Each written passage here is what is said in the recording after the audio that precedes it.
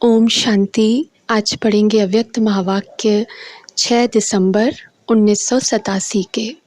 मुरली का टाइटल है सिद्धि का आधार श्रेष्ठ वृत्ति। स्व परिवर्तन में पहले मैं और सेवा में पहले आप करने वाले ऐसे होली हंस ब्राह्मण आत्माओं प्रति अव्यक्त बाप दादा बोले। आज बाप दादा अपने चारों ओर के होली हंसों की सभा को देख रहे हैं। हर एक होली हंस अपनी श्रेष्ठ स्थिति के आसन पर विराजमान है। सभी आसनधारी होली हंसों की सभा सारे कल्प में अलौकिक और न्यारी है। हर एक होली हंस अपनी विशेषताओं से अति सुंदर सजा हुआ है। विशेषताएं श्रेष्ठ श्रृंगार हैं। सजे सजाए होली हंस कितने प्यारे लगते हैं। बाप दादा हर एक की विशेषताओं का श्रृंगार देख हर्षित होते हैं। श्रृंगारे हुए सभी हैं, क्योंकि बाप दादा ने ब्राह्मण जन्म देते ही बचपन से ही विशेष आत्मा भव का वरदान दिया। नंबरवार होते भी लास्ट नंबर भी विशेष आत्मा है। ब्राह्मण जीवन में आना अर्थात विशेष आत्मा में आ ही गए। ब्राह्मण परिवार में चाहे लास्ट नंबर हो, लेकिन विश्व की अनेक आत्माओं के अंतर में वह भी विशेष गाए जाते, इसलिए कोटों में कोई में भी कोई गाया हुआ है। तो ब्राह्मणों की सभा अर्थात विशेष आत्माओं की सभा। आज बाप दादा देख रहे थे कि विशेषताओं का श्रृंगार बाप ने तो सभी को समान एक जैसा ही कराया है, लेकिन कोई उस श्रृंगार को धारण कर समय प्रमाण कार्य में लगाते हैं और कोई वा तो धारण नहीं कर सकते व कोई समय प्रमाण कार्य में नहीं लगा सकते। जैसे आजकल की रॉयल फैमिली वाले समय प्रमाण श्रृंगार करते हैं तो कितना अच्छा लगता है। जैसा समय वैसा श्रृंगार, इसको कहा जाता है नॉलेजफुल। आजकल श्रृंगार के अलग अलग सेट रखते हैं ना, तो बाप दादा ने अनेक विशेषताओं के, अनेक श्रेष्ठ गुणों के कितने वैरायटी सेट दिए हैं। चाहे कितना भी अमूल्य श्रृंगार हो, लेकिन समय प्रमाण अगर नहीं हो तो क्या लगेगा। ऐसे विशेषताओं के, गुणों के, शक्तियों के, ज्ञान के रत्नों के अनेक श्रृंगार बाप ने सभी को दिए हैं, लेकिन नंबर बन जाते हैं समय पर कार्य में लगाने के। भले यह सब श्रृंगार हैं भी, लेकिन हर एक विशेषता व गुण का महत्व समय पर होता है। होते हुए भी समय पर कार्य में नहीं लगाते तो अमूल्य होते हुए भी उसका मूल्य नहीं होता। जिस समय जो विशेषता धारण करने का कार्य है, उसी विशेषता का ही मूल्य है। जैसे हंस, कंकड़ और रत्न दोनों को परख अलग अलग कर रत्न धारण करता है, कंकड़ को छोड़ देता है, बाकी रत्न मोती धारण करता है। ऐसे होली हंस अर्थात समय प्रमाण विशेषता व गुण को परख कर वही समय पर यूज करे। इसको कहते हैं परखने की शक्ति, निर्णय करने की शक्ति वाला होली हंस। तो परखना और निर्णय करना, यही दोनों शक्तियाँ नंबर आगे ले जाती हैं। जब यह दोनों शक्तियाँ धारण हो जाती, तब समय प्रमाण उसी विशेषता से कार्य ले सकते। तो हर एक होली हंस अपनी इन दोनों शक्तियों को चेक करो। दोनों शक्तियाँ समय पर धोखा तो नहीं देती। समय बीत जाने के बाद अगर परख भी लिया, निर्णय कर भी लिया, लेकिन समय पर तो वह बीत गया ना। जो नंबर 1 होली हंस है, उन्हों की यह दोनों शक्तियाँ सदा समय प्रमाण कार्य करती हैं। अगर समय के बाद यह शक्तियाँ कार्य करती तो सेकंड नंबर में आ जाते, थर्ड नंबर की तो बात ही छोड़ो। और समय पर वही हंस कार्य कर सकता जिसकी सदा बुद्धि होली है।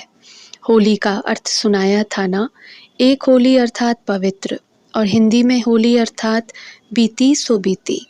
तो जिनकी बुद्धि होली अर्थात स्वच्छ है और सदा ही जो सेकंड जो परिस्थिति बीत गई वह होली, यह अभ्यास है।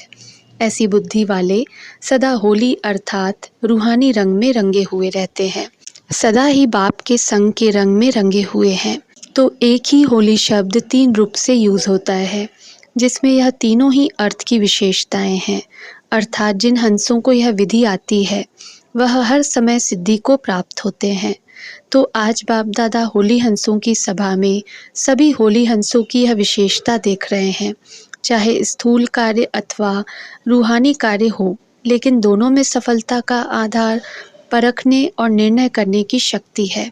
किसी के भी संपर्क में आते हो, जब तक उसके भाव और भावना को परख नहीं सकते और परखने के बाद यथार्थ निर्णय नहीं कर पाते, तो दोनों कार्य में सफलता नहीं प्राप्त होती, चाहे व्यक्ति हो व परिस्थिति हो, क्योंकि व्यक्तियों के संबंध में भी आना पड़ता है और परिस्थितियों को भी पार करना पड़ता है।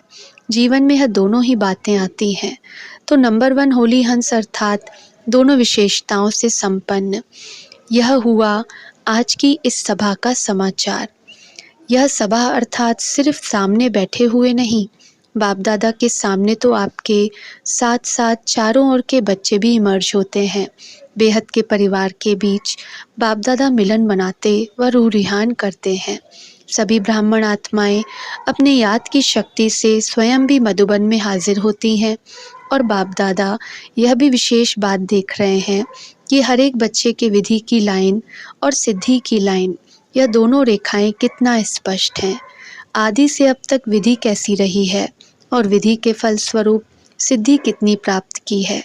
दोनों रेखाएं कितनी स्पष्ट हैं और कितनी लंबी, अर्थात विधि और सिद्धि का खाता कितना यथार्थ रूप से जमा है। विधि का आधार है श्रेष्ठ वृत्ति। अगर श्रेष्ठ वृत्ति है तो यथार्थ विधि भी है, और यथार्थ विधि है तो सिद्धि श्रेष्ठ है ही है। तो विधि और सिद्धि का बीज वृत्ति है। श्रेष्ठ वृत्ति सदा भाई भाई की आत्मिक वृत्ति हो, यह तो मुख्य बात है ही, लेकिन साथ साथ संपर्क में आते हर आत्मा के प्रति कल्याण की, स्नेह की, सहयोग की, निस्वार्थपन की निर्विकल्प वृत्ति हो, निर्व्यर्थ संकल्प वृत्ति हो। कई बार किसी भी आत्मा के प्रति व्यर्थ संकल्प व विकल्प की वृत्ति होती है, तो जैसी वृत्ति वैसी दृष्टि और वैसे ही उस आत्मा के कर्तव्य कर्म की सृष्टि दिखाई देगी। कभी कभी बच्चों का सुनते भी हैं और देखते भी हैं, वृत्ति के कारण वर्णन भी करते हैं, चाहे वह कितना भी अच्छा कार्य करे, लेकिन वृत्ति व्यर्थ होने के कारण सदा ही उस आत्मा के प्रति वाणी भी ऐसी ही निकलती कि यह तो है ही ऐसा, होता ही ऐसा है। तो यह वृत्ति उनके कर्म रूपी सृष्टि वैसी ही अनुभव कराती है, जैसे आप लोग इस दुनिया में आँखों की नज़र के चश्मे का दृष्टांत देते हैं। जिस रंग का चश्मा पहनेंगे वही दिखाई देगा। ऐसे यह जैसी वृत्ति होती है तो वृत्ति दृष्टि को बदलती है, दृष्टि सृष्टि को बदलती है। अगर वृत्ति का बीज सदा ही श्रेष्ठ है तो विधि और सिद्धि सफलतापूर्वक है ही। तो पहले वृत्ति के फाउंडेशन को चेक करो, उसको श्रेष्ठ वृत्ति कहा जाता है। अगर किसी संबंध संपर्क में श्रेष्ठ वृत्ति के बजाय मिक्स है तो भल कितनी भी विधि अपनाओ, लेकिन सिद्धि नहीं होगी, क्योंकि बीज है वृत्ति और वृक्ष है विधि और फल है सिद्धि।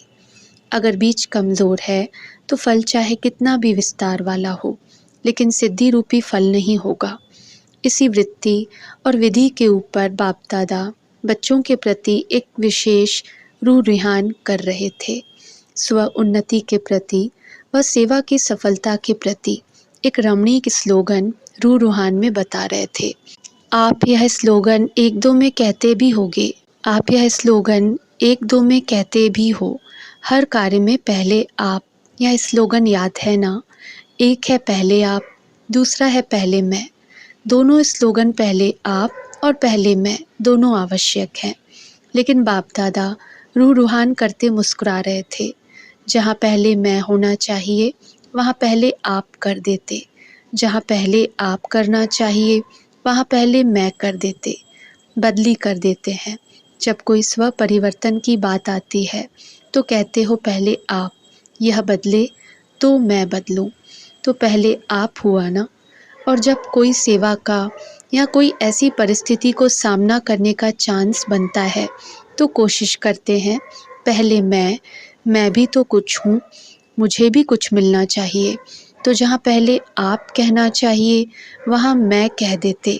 सदा स्वमान में स्थित हो, दूसरे को स्वमान देना, अर्थात पहले आप करना। सिर्फ मुख से कहो पहले आप और कर्म में अंतर हो, यह नहीं। स्वमान में स्थित हो, स्वमान देना है। स्वमान देना व स्वमान में स्थित होना, उसकी निशानी क्या होगी? उसमें दो बातें सदा चेक करो। एक होती है अभिमान की वृत्ति, दूसरी होती है अपमान की वृत्ति। जो स्वमान में स्थित होता है और दूसरे को स्वमान देने वाला दाता होता, उसमें यह दोनों वृत्ति नहीं होगी, न अभिमान की न अपमान की। यह तो करता ही ऐसा है, यह होता ही ऐसा है, तो यह भी रॉयल रूप का उस आत्मा का अपमान है। स्वमान में स्थित होकर स्वमान देना, इसको कहते हैं पहले आप करना। समझा? और जो भी स्व उन्नति की बात हो, उसमें सदा पहले मैं का स्लोगन याद हो, तो क्या रिजल्ट होगी? पहले मैं अर्थात जो ओटे सो अर्जुन। अर्जुन अर्थात विशेष आत्मा, न्यारी आत्मा, अलौकिक आत्मा, अलौकिक विशेष आत्मा। जैसे ब्रह्मा बाप सदा पहले मैं के स्लोगन से जो ओटे सो अर्जुन बनाना, अर्थात नंबर 1 आत्मा, नंबर 1 का सुनाया, नंबर 1 डिवीज़न। वैसे नंबर 1 तो एक ही होगा ना, तो स्लोगन है दोनों ज़रूरी, लेकिन सुनाया ना नंबर किस आधार पर बनते? जो समय प्रमाण कोई भी विशेषता को कार्य में नहीं लगाते, तो नंबर आगे पीछे हो जाता। समय पर जो कार्य में लगाता है वह विन करता है, अर्थात 1 हो जाता। तो यह चेक करो, क्योंकि इस वर्ष स्व की चेकिंग की बातें सुना रहे हैं, भिन्न भिन्न बातें सुनाई है ना, तो आज इन बातों को चेक करना। आप के बजाय मैं के बजाय आप तो नहीं कर देते हो। इसको कहते हैं यथार्थ विधि। जहाँ यथार्थ विधि है वहाँ सिद्धि है ही। और इस वृत्ति की विधि सुनाई, दो बातों की चेकिंग करना, न अभिमान की वृत्ति हो न अपमान की। जहाँ यह दोनों ही अप्राप्ति है, वहाँ ही स्वमान की प्राप्ति है। आप कहो न कहो, सोचो न सोचो, लेकिन व्यक्ति प्रकृति दोनों ही सदा स्वतः ही स्वमान देते रहेंगे। संकल्प मात्र भी स्वमान के प्राप्ति की इच्छा से स्वमान नहीं मिलेगा। निर्माण बनना अर्थात पहले आप कहना। निर्माण स्थिति स्वतः ही स्वमान दिलाएगी। स्वमान की परिस्थितियों में पहले आप कहना अर्थात बाप समान बनना।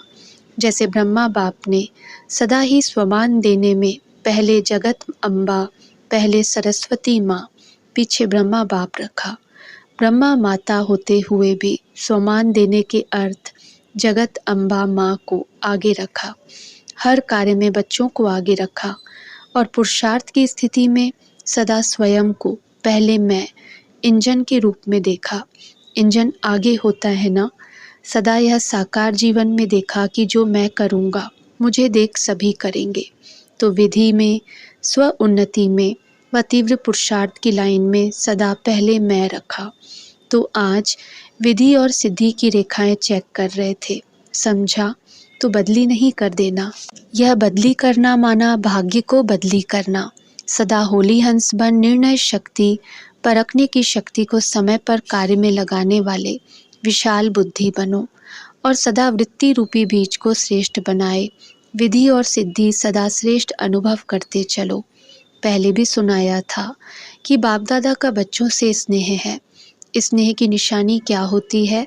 स्नेह वाला स्नेह की कमी को देख नहीं सकता, सदा स्वयं को और स्नेही आत्मा को संपन्न समान देखना चाहता है। समझा?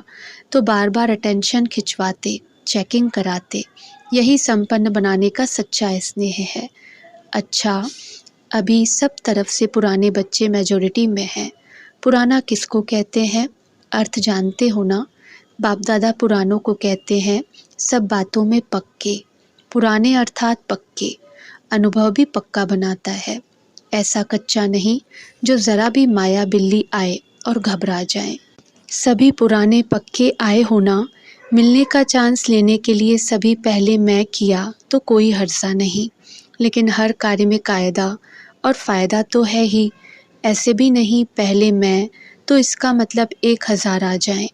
साकार सृष्टि में कायदा भी है, फ़ायदा भी है। अव्यक्त वतन में कायदे की बात नहीं, कायदा बनाना नहीं पड़ता। अव्यक्त मिलन के लिए मेहनत लगती है, साकार मिलन सहज लगता है, इसलिए भाग आते हो। लेकिन समय प्रमाण जितना कायदा उतना फ़ायदा होता है। बाप दादा थोड़ा भी इशारा देते हैं तो समझते हैं अब पता नहीं क्या होने वाला है। अगर कुछ होना भी होगा तो बताकर नहीं होगा। साकार बाप अव्यक्त हुए तो बताकर गए क्या। जो अचानक होता है वह अलौकिक प्यारा होता है। इसलिए बाप दादा कहते हैं सदा एवर रेडी रहो। जो होगा वह अच्छे ते अच्छा होगा। समझा? अच्छा, सर्व होली हंसों को, सर्व विशाल बुद्धि, श्रेष्ठ स्वच्छ बुद्धि धारण करने वाले बुद्धिवान बच्चों को, सर्व शक्तियों को, सर्व विशेषताओं को समय प्रमाण कार्य में लाने वाले ज्ञानी तु आत्माएं, योगी तु आत्माएं बच्चों को, सदा बाप समान संपन्न बनने के उमंग उत्साह में रहने वाले संपन्न बच्चों को बाप दादा का याद प्यार और नमस्ते। अच्छा, ओम शांति।